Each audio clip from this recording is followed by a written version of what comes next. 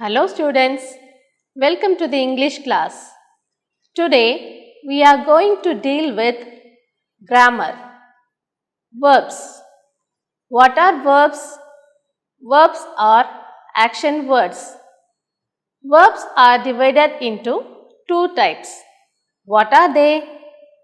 As you all already know, they are divided into finite verbs and non-finite verbs. What are finite verbs? Finite verbs are the main verbs that denotes action. And what about non-finite verbs?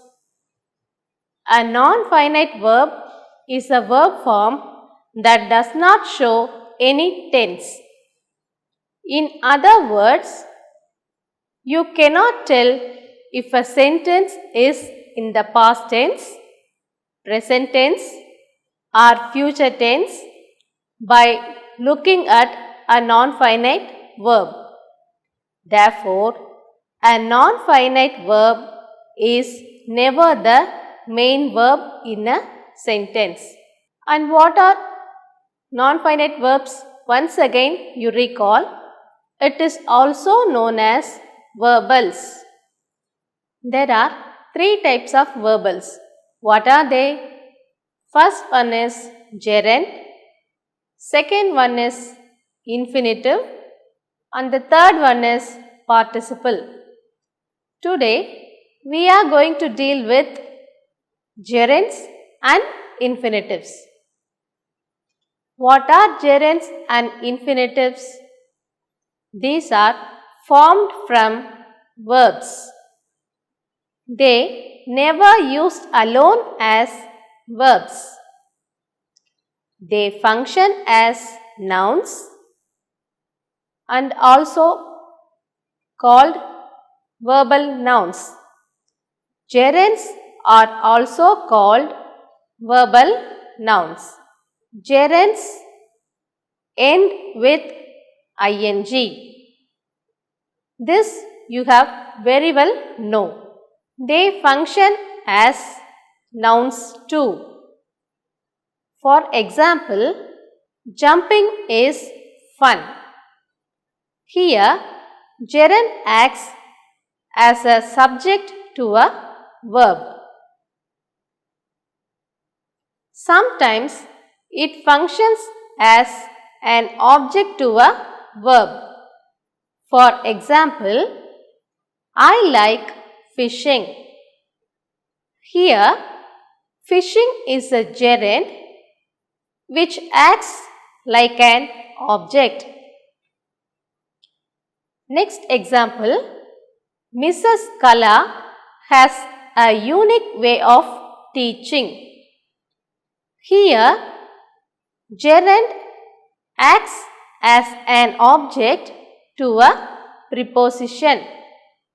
Now, we are going to see about infinitive. What is infinitive? This also you have known very well. It is the base form of a verb with to. Gerund is verb plus ing and infinitive is of two kinds, that is to infinitive and bare infinitive. First, we will see about to infinitive. It functions as noun, adjective or adverb. Examples for to infinitive. To jump is fun. Here, infinitive to jump acts as the subject. Next example is my son likes to sing. Next, bare infinitive. What is bare infinitive? To won't be present in the sentence. That is called bare infinitive. For examples, my parents live in India. Take down, my parents live in India. They make me happy. Next sentence. Read slowly. Read slowly. And the fourth one is, you may use my car. Have you all taken down? Again, you look at these sentences. The first two sentences are statements. Here, bare infinitive comes in statements. See the third example. Read slowly. What kind of sentence is this? Yes, good. This is imperative sentence. Then see the fourth one. You may use my car. Here, may is the modal auxiliary. Here, bare infinitive comes after a modal auxiliary. So, in these sentences, bare infinitive comes in statements, imperative and after modal auxiliaries. Have you all understood? Some more examples for to infinitive. I have a suggestion to offer. Here, infinitive acts as an adjective modifying suggestion. Next comes the example for adverb. The manager called her to give a last warning. The third type of non-finite verbs is participle. What is participle? A verb that ends in ing is present participle. A verb that ends in ed, d, t, en, n is past participle. You should not confuse between present participle and gerund. Let's see about participles. Participles may function as adjectives and describing nouns. For example, the dancing parrots entertained the crowd.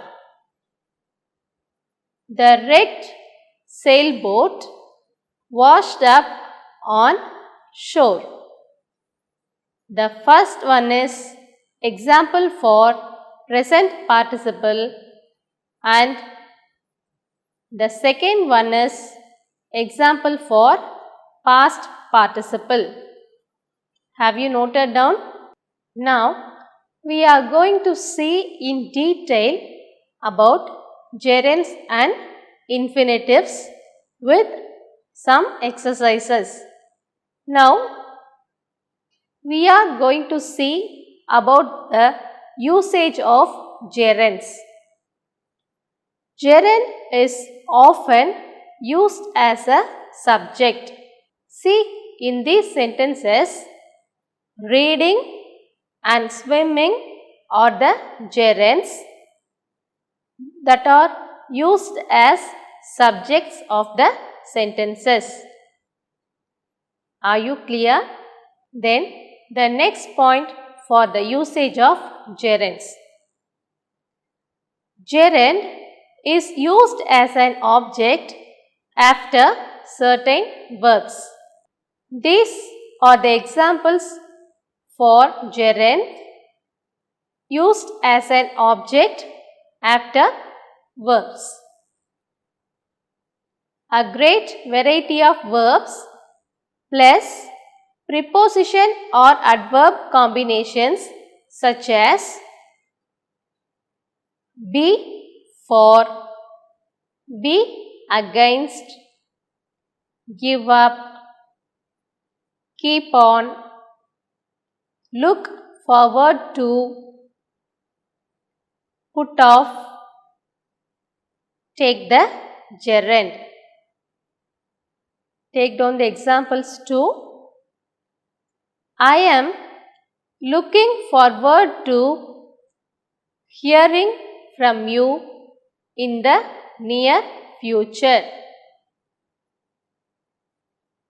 Here, looking forward to acts as the preposition. Example, they were thinking about going on holiday to London at Christmas.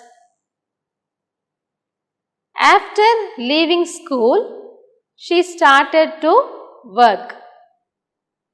Here, in these two sentences, about and after are the prepositions. After these prepositions come the gerund. Take down the next point. Gerunds are used after such prepositions as after, on, with, without, before, by, and conjunctions like when and while. Examples, before leaving the house, she checked all windows. Second example, he went on speaking without paying attention to the noise. Here, in this sentence, there are two gerunds. What are they? Speaking and paying. Then the next example, while repairing his car, he tried to listen to me. Till now, we have seen about the gerunds in positive sentences. Now, we are going to see the negative form of gerunds. What is the negative word can be used? Not. Good. Examples, he enjoys not working. He enjoys not working. The next example, the best thing for your health is not smoking. Here, in these two sentences, the negative form of gerund comes. That is, not working and not smoking. Shall we go to the next point? Gerund is used after certain expressions such as can't stand, can't bear, etc. He can't help talking so loudly. I can't stand her smoking in the office. He can't bear having so much responsibility. Infinitive is a non-finite and the first form of the verb which is used with or without to. We have seen the examples for these two, with to and without to. With to is called to infinitive and without to is called bare infinitive. Let's see the infinitive form of the words learn. What is the infinitive form of the word learn? Yes, you are right. To learn. For the word give? Yes, good. To give. If the word given is learn, we can write learning for gerund and to learn for infinitive. Likewise, I will tell you the word. You should tell me the gerund form and infinitive form. Give. Yes, very good. Giving is the gerund form. To give is the infinitive form. Let's see more examples. They want to go now. He forgot to call her. See, in these two sentences, to go and to call are the infinitives. They are two infinitives. From now, we are going to see the usage of infinitives. What is the first point? The infinitive is often used after certain verbs such as, take it down, arrange, forget, learn, plan, ask, help, manage, promise, decide, hope, offer, refuse, expect, intend, prepare, want, pretend, appear, seem. Like in gerund, the negative form of infinitives can be made by adding not. Examples: I decided not to go. Next example, the most important thing is not to give up. Next, the infinitive is used after certain verbs, adjectives and nouns. Let's see one by one. First, we are going to see the infinitive and verb combination. That is, verb plus infinitive. Example for this is, they hope to reach the party on time. I want to try the new ice cream flavor. Here, what are the infinitives? To reach and to try. The infinitives come after the verbs hope and want. Next, we are going to see the form adjective plus infinitive. Examples are, I am happy to hear you are well. She is delighted to see him. Here, the infinitives to hear and to see come after the adjectives happy and delighted. The noun plus infinitive form. Example is, I have got some homework to do. Here, homework is the noun and to do is the infinitive. Then, another usage of infinitive. The infinitive is used to express a purpose. we are going to see from the examples. I got up early to do homework.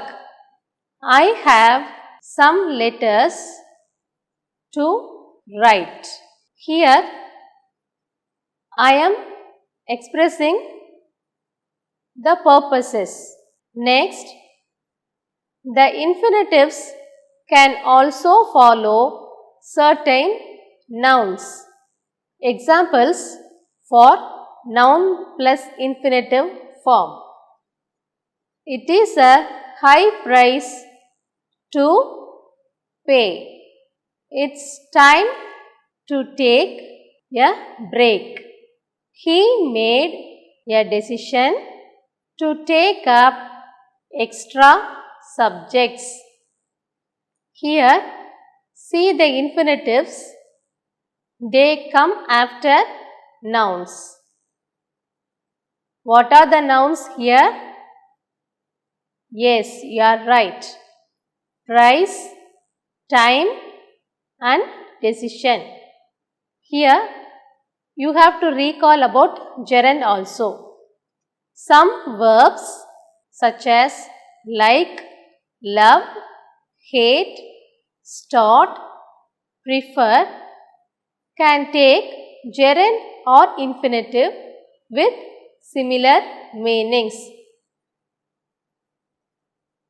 Not for all the verbs we can take gerund and infinitive with similar meanings. Now we are going to see the examples. I love to eat chocolates. Here, what is the infinitive? To eat. It comes after the verb love. Next example. I love eating chocolates. Here, eating is the gerund. It comes after the verb love. Look at these two sentences. Here, only the gerund and infinitives have changed. Next example. I started to polish the car but then decided not to. Here, which is the infinitive? Yes, you are right. To polish is the infinitive and it comes after the verb started. Likewise, we are going to see the example with these subject, verb and object but with gerund. I started polishing the car but then decided not to. See the difference? Only the infinitive and gerund have changed but not in the meaning. In the same way, you can write the sentences for some other verbs given examples. You have to be very careful for a few verbs such as stop, remember and forget can be followed by either the gerund or the infinitive, but the meanings are different. They stopped having lunch at the restaurant. Second example is they stopped to have lunch at the restaurant. See here, only the gerund and infinitive have changed and also their meaning. See the first sentence. They don't eat at the restaurant anymore. because they stopped having lunch at the restaurant. Come to the second sentence. They stopped another activity in order to have lunch at the restaurant. That means they are going to have lunch at the restaurants. For this reason, they have stopped another activity. See the difference in meaning. And one more thing you have to be careful is to. TO2 can be a part of the infinitive or it can be a preposition. We can use the gerund after the preposition to. We can also use the gerund, that is ing form, after the preposition to in certain cases. Examples are, I look forward to hearing from you. See, this is the right form of the sentence. If the sentence is given like this, I look forward to hear from you. You may think this is the right one. No, this is not the right one, because look forward to is the prepositional phrase. So, the first sentence is the right one. I look forward to hearing from you. Hearing only acts as the gerund. I am going to give you exercise in gerunds and infinitives. Take down. Put the verbs in brackets into the gerund or the infinitive. I hope you have all enjoyed this class. Thank you. Have a nice day.